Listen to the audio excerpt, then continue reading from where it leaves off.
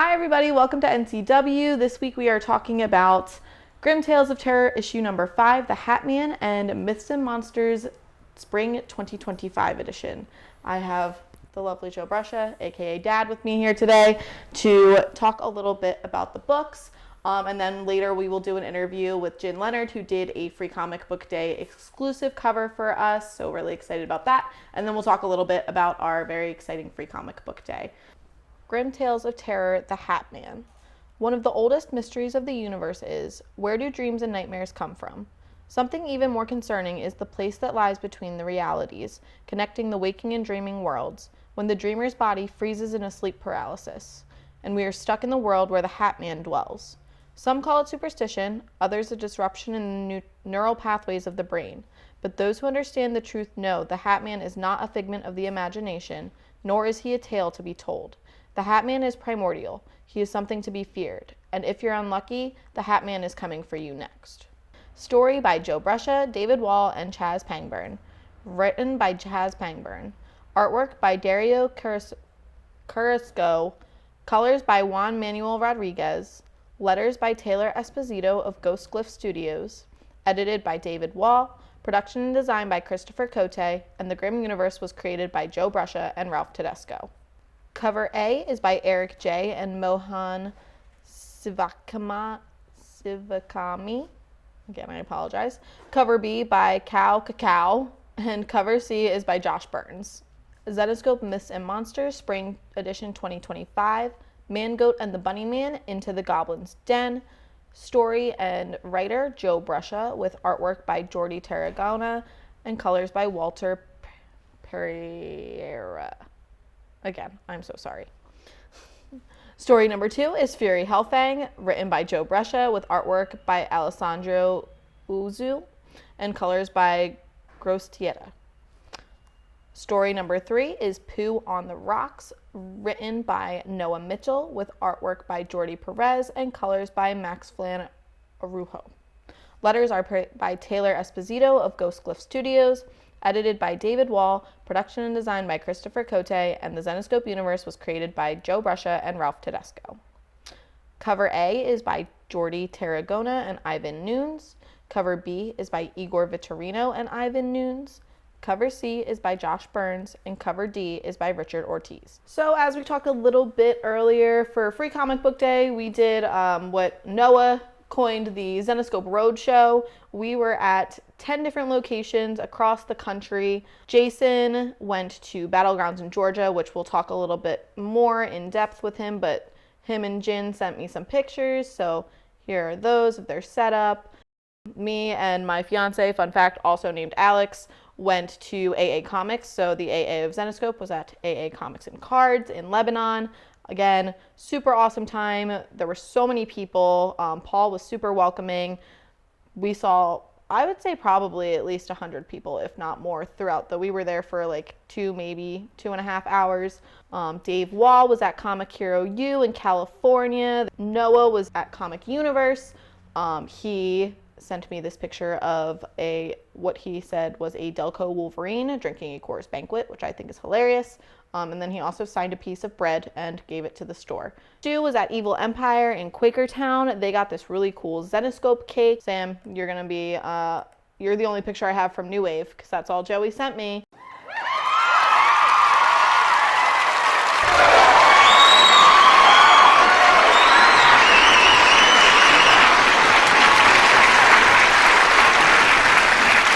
So there's Sam Geo, the man behind the camera. And then Zenescope HQ, this is Danny, the smallest of the brushes, also reading Zenescope Legends. Her and my mom hung out here for the afternoon, and overall we had a really nice Free Comic Book Day, and we hope you did too. So very exciting. It was, I had a good time. It was awesome. That was great. Let's start with the Hat Man. Can you just talk a little bit about the urban legend? Yeah, so I think people wake up in the middle of the night and see this scary man with a hat or scary shadow with a hat, and it's been seen all over the world in different cultures, and it's scary. And I think he gets sleep paralysis from it. He's a sleep paralysis. Paralysis. Sleep paralysis. It's a hard demon. thing to say. Sleep paralysis demon. He has a hat. So I did not write the story. But You have a story credit. story credit, yes, but because I came up with the idea for the Hat Man thing, I was on the list. That's all I really did. Who wrote it, Dave? No, actually, it's a new writer who I haven't. Wrong one. Oh, I can't see from behind. Sorry. I don't even know who wrote it. Chaz Pangburn. I haven't read it yet. But, oh, God, look at the first page. Show that first page. That's scary. Yeah, it creeped me out. I Show didn't it on like the camera. Well, Sam can put them in there Oh, he too. can put it in later. In Yeah, okay. post. That's what we say. Yeah, so the Hat Man, yeah, so as with all our Grim Tales of Terror, we do urban legends, reimagined or expanding on those stories and try and bring them to life. And I don't know if there's any movies on the Hat Man, but he's a scary. They referenced the Babadook in the book. I don't know if you see. Did you watch the Babadook? I did not watch that, no. I watched it. I don't like scary movies. We talk about this quite frequently. I don't like scary movies. In college, all my friends made me watch the Babadook, and I watched it like this. Yeah. So it kind of did remind me a little bit of that. But it was good. I But like your mom has suffered from sleep paralysis before and feels like somebody's been standing over her. I don't know if it was me or somebody else, but It was the Hat Man. it Is was that the where Hat Man, but the story came from? no, Mom suggested it? I just, the researching urban legends was the Hat Man. So that's all I know about the Hat Man. So moving on to Myths and Monsters. Tell me a little bit about So stories. yeah, Myths and Monsters is kind of a sister, brother, companion to our Legends series. So short stories, so that new readers can get into the stories very easily and learn about the characters as an introduction into the greater universe, but also that our current fans can enjoy and will have some fun with. So the first Myths and Monsters has a Pooh vs. Bambi story in it, which Noah wrote. I have yet to read that, but it looked kind of interesting. I read it. I thought it was funny. Okay, good. And then I did a Man, Goat, and Bunny Man story. As we know, these guys, or as you don't know, you better read it, are hunting cryptids, so they end up in good old Lancaster, PA, taking down some goblins. So that was a fun story to write, and I think it came out really good. I think so too. And then the second story in the book is Terror and Fury. And it's kind of Fury's origin. It's a Fury, yeah. Well, going back to Fury, as with Terror and Fury, we kind of, I don't know if we say pay an homage or kind of did a little bit of a thing with Captain America and some of the things, and making it a play on some of the Marvel stories, I guess, and I don't want to say parody of them, but what would you call it? I don't know. But anyway, Fury is from the 1940s, World War II. But this is one of her sort of an origin story of at least how she got to the present. So that's all we'll say about that. So I'm proud of you. You did good. Yes. And then so that was kind of like a prequel. I feel like the Man, Goat, and the Bunny Man story is setting up for more. Yeah, for sure. As we get into looking to kind of reboot the universe this fall, that'll definitely play a part into that. Okay, and then I have to go back. I haven't read the original Pooh versus Bambi trilogy, but the little snippet made me intrigued by it. It's really good. It's funny. It's interesting. I think Noah put a really good spin on it. Obviously, we like to mess with stuff in the public domain. I was gonna say, as soon as Pooh became public domain, I was it's like, not as crazy as Pooh, Blood, and Honey. And if you've seen the new one, is Popeye the Slayer Man. I didn't see that one yet. Well, we didn't see the movie. I saw it's like $20. Oh, maybe it's only $10 to rent, but it looks absolutely ridiculous. Sci-Fi Saturday. I feel like is that a? No, I don't even know if you can even call it that. I mean, I didn't watch Pooh, Blood, and Honey, but it's kind of funny. I mean, they already made a sequel to it. But Popeye the Slayer Man he worked in a spinach canning or something, and the spinach got radiated or something, and now he's killing everybody. Poor Popeye. Popeye was always. I'm intrigued. But I don't I don't like the scary movies. Yeah, and these movies, it looks like they're like really gory. Like, I don't like even that. in the trailer, like Popeye stomping on somebody's face, and I don't like the gory stuff. Ours is a little more fun, sci-fi. Like I said, I thought Noah did a really good job. One of our best-selling books from last year was Pooh vs. Bambi. I'm gonna say I don't want to spoil anything, but it also, again, it seems like setting up for another story and some more characters that you might recognize from. Well, and it's a way to keep these guys alive in short stories, so that when we do release the next, full length, trilogy or whatever, they're still there, and you can learn a little bit more about them in the short story format. I love it. What is out of all the characters in that, who's your favorite? I already know who you're gonna say, but out of all All the the three main characters, characters, well, 4 main probably characters. Bunny Man. If we include, I like Phil and Bunny. I like Phil and Floyd. Bunny Man is so he's so innocent yet he can go crazy. He's got like split personality disorder. Yeah, I feel well, like. look, he's been traumatized, and when he gets mad, he likes to tear up bad guys with a hatchet. I mean, there's Okay, nothing wrong with well, that. we'll talk about my trauma because I'm wearing my shirt today. Killer Clowns from Outer Space. Sam, if you want to get a nice zoom in on that. Do you want to tell the people about how you traumatized? Sam and I were talking about it earlier, too, because she was like, oh, I like that shirt. Yeah, I put it on when you guys were kids because it wasn't that scary, and it was one of my favorite movies. At the time, like, it's a good campy horror movie. And I didn't find it campy when I was eight. Everybody has, most people have this fear of clowns. You know, I definitely do now. And so most does people Sam. do. It's a thing. And I have, there's going to be a special clown character added to the Grimm universe or the Zenescope universe later this year that I've been working on that you'll just love. So I don't know why. I don't find clowns scary. I know a lot of people do. There was also those, which is a great urban legend, which we've done a little bit of in our Tales of Terror, where that clowns were abducting kids in the, I guess it was the early 80s in like the Boston area. There was a clown. And then a couple years ago, there was clown sightings all over the place. Clowns, when I was at school, I would walk across campus and I'd be like, if I see a clown, like... Well, and John Wayne Gacy, was a clown. So great. There's going to be a clown character in the Grimm universe. Oh, it's going to be great. I love this character already. Awesome. His name is going to be Stitches. Stitches? Little spoiler, yeah. See, that sounds like a cute name. Oh, it's not cute.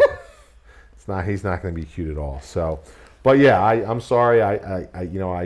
I exposed you guys to a lot of movies, and now your brother always asks me, "Hey, Dad, what's a movie I can watch?" I'm like, "There's none left. I've given you every movie I've ever seen." See, I'm the opposite. I get yelled at for not watching enough movies, and I think maybe this is the beginning of it all. Was you showed me this, and then every time you told me to watch a movie, I walked away and went to read a book because I was traumatized. All right. We're going to move on to Free Comic Book Day. Oh, you're going to talk to me about Free Comic Book Day? Yeah, I wanted to talk to, well, I was going to talk to you about it, and then we have some pictures that we'll show, and we'll talk a little bit about all the different stores we went to, but tell the people where you were, what you did. I was at Uncanny at the Plymouth Meeting Mall. Really good turnout. I thought it was, I gave away everything that I had to give away, a bunch of Free Comic Book Day exclusives that we did for the Zenescope Legends Spring Edition. Cover art's really cool. Yeah. If you didn't see it, I gave away all my gave away or sold all my Terror and Fury #1s. People seem to be interested in that. But there was a good turnout. Malls, as we know, aren't doing that great right now. But I thought they had some cosplayers. They had a couple dinosaurs. I got to give you that video. Oh yeah, I want to see the dinosaurs. And it was good. It was a good experience. I think that we need to do. It's the first time we've been out on Free Comic Book Day this wide in a long time. So we got to make it something we do every year and make sure we're out there. I was gonna say we did getting free comics. 1, 2, 3, 4, 5, 6, 7, 8, 9, 10 different locations. If you include our Zenescope headquarters. I was at AA Comics in Lebanon, PA. Awesome time. Shout out to Paul and his team there. They were super nice. They were super accommodating. They had a face painter. They had someone doing caricatures. I did tell Pritz that if he sold $10 worth of items and or gave away all of our free stuff, he could get his face painted. But then he did not get his face painted because we decided to go out to lunch afterwards. Yeah, that would have been awkward.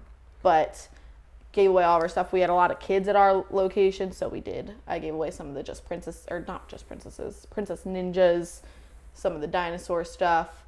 So we had a really good time too. Gave away all of our things.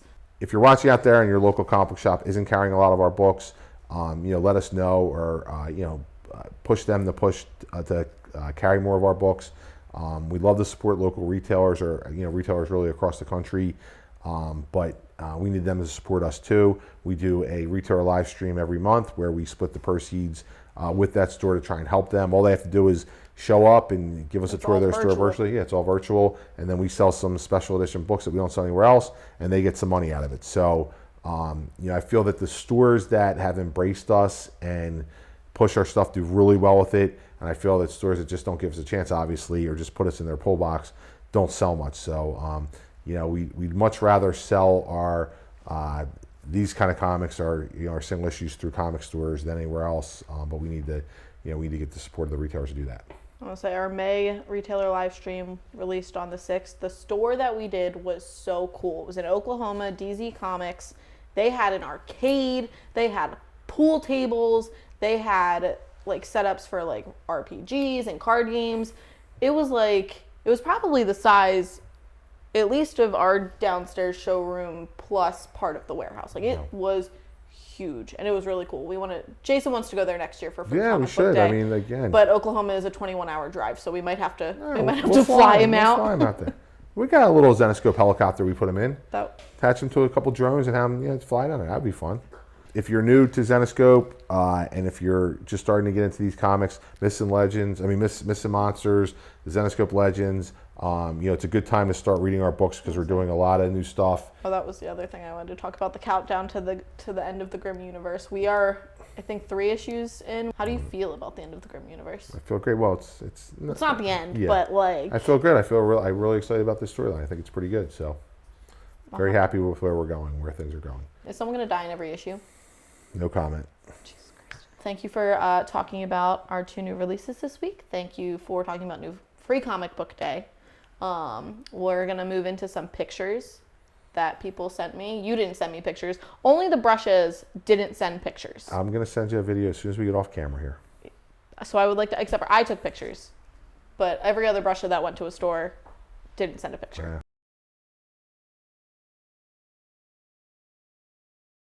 Hi, everyone. I'm here with Jason, who we are all very familiar with, and then the lovely Jen Leonard to talk about their Battlegrounds event for Free Comic Book Day, and then we'll do a little bit of a dive into her cover art and the beautiful exclusive she did for us. If you haven't seen it yet, I do have a copy here, so we'll show it later, but it's phenomenal. I saw it and I was like, oh my gosh, this is so pretty. So thank you for it.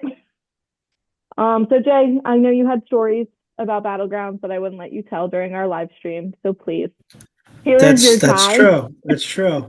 So first and foremost, I want to say a huge thank you to Bonnie at Battlegrounds for suggesting doing a cover with Jen, who's obviously a fantastic cover artist. She had suggested the whole event, me coming down, having Jen there, having Greg Bo Watson too as well. I don't know about you, Jen, but I thought it went really, really well. Like just a ton of pleasant people, coming through the doors, people coming to see us specifically. Me too. That was a lot of fun. It was, yeah. So stories from the day, geez, oh man. I'll start. I'm gonna let you pick 3. You can pick 3. I'm gonna pick one. Oh wow. So the one that really pops to mind for me is Mac McGregor, who happens to be one of our VIPs. So Mac, we met for the first time in Austin at our VIP event. And for those of you not familiar with VIP, you can always check it out on Zenescope.com. We had a VIP event in Austin in March where we had Keith Garvey, Sonia Modis, Coco Aspen, and Mike DeBalfo out. So Mac joined us out in Austin. He drove all the way in from Florida, from Pensacola, which I think was probably, easily a 10-plus hour drive or so. So Mac went to the Austin event, had a fantastic time. He and I stayed in touch on email here and there. He joins us for our streams that we do, stuff like that too as well. And then, so Mac told me on email, he's like, I'm gonna see you at Battlegrounds. And I was like, you're driving up from Pensacola to go to Battlegrounds? And he was like, yeah. So, and he was literally at the door waiting for me, when I got to the shop at like 9:30. Shop didn't open till 10. And so I'm outside, I'm meeting his wife and his daughter and his son. Eventually I get in, I meet Jen, I meet her husband. I'm talking to Greg Bo. We're shooting the stuff for a little bit, getting set up, getting ready. So of course they open the doors and Mac comes right over. I start re-talking to his wife again and he buys some stuff. Then he goes down to Jen's table to get it signed. Well, I start talking to his daughter and she's like, yeah, he has stuff on the walls and I have some of the stuff he has, but my collection's not as big as his, but as soon as he passes away, it's all mine. So Alex, you're laughing. I'm like, what did you just say? When your dad passes away, you're taking his collection. I know. I mean, appreciate the dedication to the craft of collecting. Right. I can't say that I've ever said, "Oh, when my Hey, Dad, when you pass I away, Zenescope's mine. I don't know if you know that. keep trying to push it off on Danny. I can't run a company. Right. I'm like, But Danny can anyway, have it. so his daughter, I can't remember his daughter's name, and I can't remember his wife's name for the life of me. But just just a pleasant, great family, really nice people. And your dad's not that old. Okay. Your dad's like in his 40s. She's like, oh, his stuff's mine. It was just really funny. So she has our stuff. She's a future VIP, I think for sure. But Maybe that'll be your birthday gift. Yep. Your There you birthday. go. VIP When membership. I'll have to let Mac know. Look, when your daughter's ready, you want to make her a VIP. Maybe That's instead of her hilarious. offing you, you can buy her VIP to try and win her charms. Yeah, the store was great. The people that own the shop, Michael, his mom works for him there. It's very family oriented. Again, just a really awesome shop. We had quite a few VIPs stop in besides Mac and his family. It was just really, really awesome. And then I was right next to Jen, which is great. Yeah, and I want to thank Battlegrounds. I want to thank Jen too as well. Not only the cover, but just sharing the day with us. I'm not sure how far she is from Battlegrounds. I'm sure it's a little bit. Her being in Tennessee, but it was really an awesome day. Thank you, Jen. Can't thank you enough. Thank you guys for coming down. That was a lot of fun to be able to spend the day with you too. All right. Well, thank you, Jay. Always a pleasure. Yep. I'll see you in 15 minutes. If you haven't seen our cover, and I'll have Sam do a nice full view too, but this is the cover that Jen did for us for Free Comic Book Day. Again, I know I said it already, but like Jason was packing for the convention and he just had a stack of them on the table and I hadn't seen it yet. I was like, oh my God, I love this. I was like, this is so pretty. I love the style. I like that the background is like that textured and that it looks like a sketch cover, but it's printed. So if you just want to like walk me through your process, I find all of this fascinating. I'm not an artist. I can't draw for anything. So I love talking to you guys. It excites me because I can't do it. I could never. I'm just so in awe of the ability to be an artist.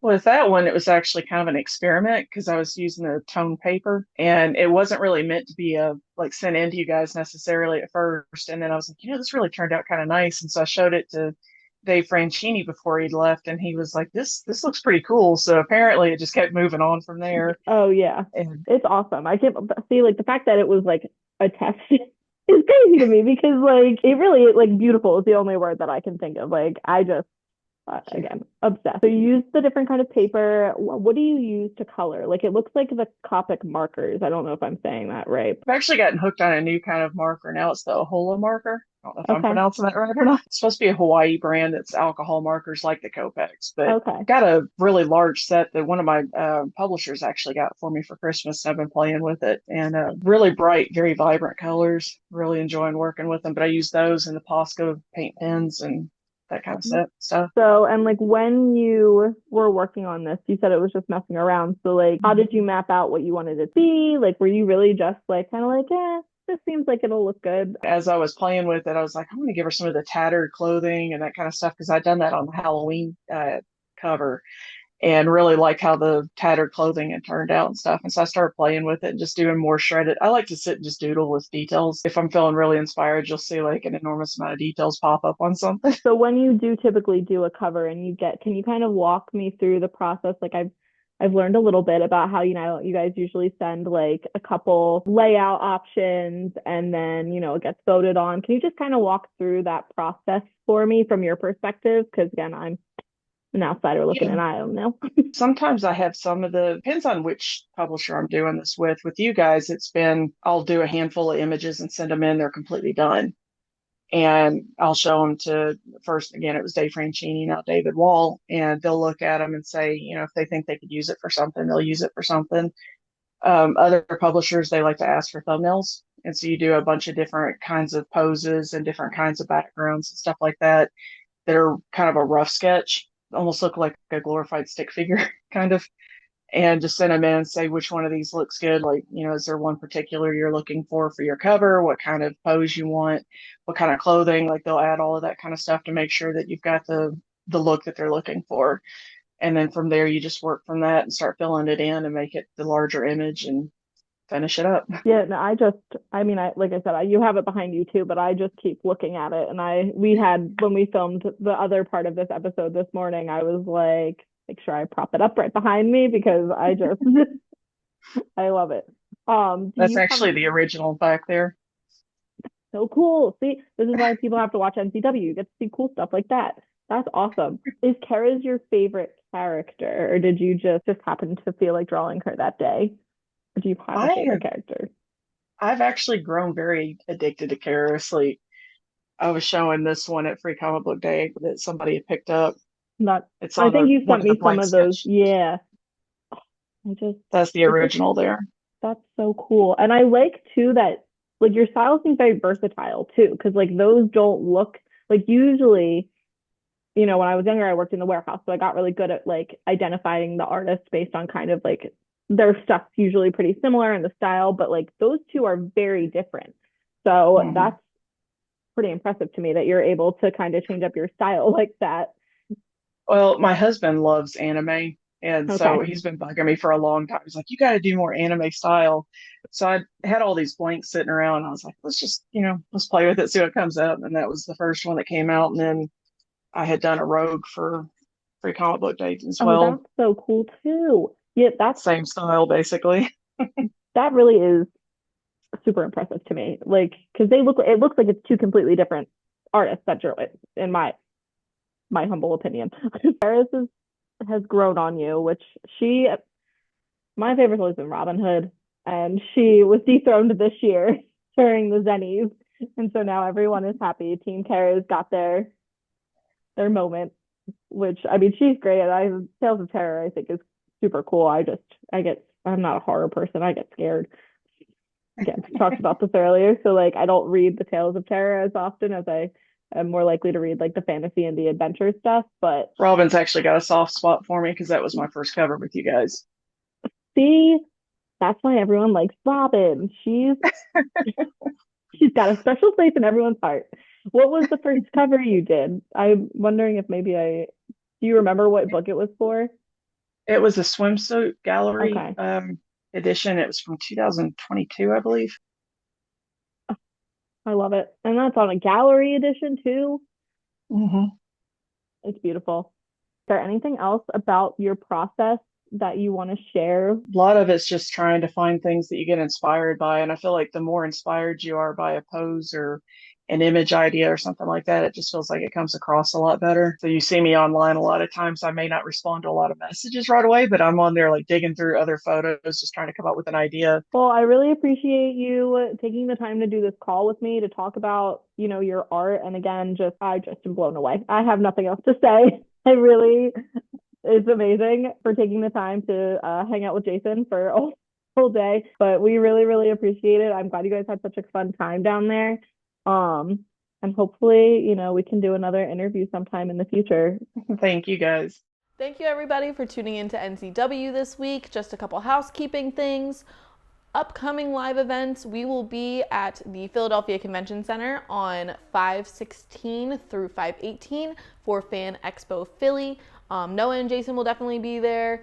Might have some other people pop in, and we do also have quite a few artists of ours that are going to be there at their own booths in Artist Alley, but we might have some signings at our booth, so be on the lookout for that information. 5/23 to 5/25, we will be in Oaks, Pennsylvania at Thy Geekdom Con, so make sure you come and see us there. Upcoming virtual events, we added another VCon to the month of May because our May the 4th VCon had so many things we didn't want to overwhelm you. So 5/22, we will be having a military appreciation VCon. Our next retailer live stream is going to be 6/3. Like I mentioned earlier, our May episode dropped on 5/6. Definitely check it out. DZ Comics was really, really cool. And then our next VCon after that will be our 20th anniversary VCon on 6/5. We will have some really cool 20th anniversary products in addition to our normal pop culture pinups, the VCon exclusives, all of that good stuff. Thank you again to all of the stores that partnered with us for Free Comic Book Day. We hope that you enjoyed it as much as we did. Thank you to any of our customers or VIPs that stopped by and visited us at those locations. As always, thank you for watching. And if you liked any of the products that we talked about in this episode, you can get them on www.zenescope.com on our web store. Other than that, I hope you have a wonderful rest of your week, and I will see you next week.